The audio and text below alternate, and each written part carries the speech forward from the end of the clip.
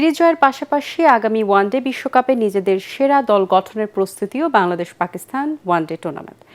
মিরপুর শেরেবাংলা স্টেডিয়ামে ম্যাচ পূর্ব সংবাদ সম্মেলনে এমনটাই জানান দুই দলের অধিনায়ক। আগামীকাল বুধবার বেলা 2:15টায় শুরু হবে বাংলাদেশ ও পাকিস্তানের মধ্যকার 3 ম্যাচ সিরিজের প্রথম ওয়ানডে। পরাগারমানের রিপোর্ট।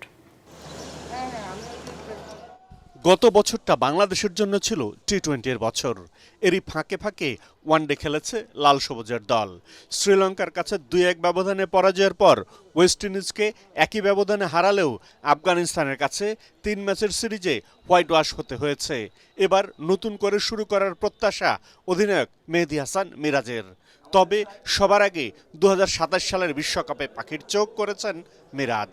আমরা অবশ্যই টিমের যেটা বেস্ট কম্বিনেশন হয় সেটাই আমরা চেষ্টা করছি এবং সেটাই আমরা করব, কারণ এন্ড অফ দ্য ডে আমাদের রেজাল্টটা খুব ইম্পর্টেন্ট। কারণ যেহেতু আমাদের সামনে ওডিআই ওয়ার্ল্ড কাপ, আমাদের র্যাঙ্কিংটা খুবই ইম্পর্টেন্ট এবং যে পজিশনে আমার কাছে মনে হয় বিগত দিনে সাকসেস হয়েছে, আমরা চেষ্টা করব তাকে সেই পজিশনে খেলানোর জন্য এবং সে যেন ওইখানে পারফর্ম করতে পারে।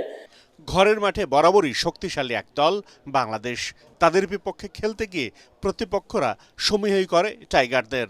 তবে সিরিজ জয়ের চেয়ে নিজেদের তরুণ খেলোয়াড়দের পরখ করে নিতে চায় পাকিস্তান। সংবাদ সম্মেলনে তেমনটাই জানান অধিনায়ক শাহিনশাহ আফ্রিদি।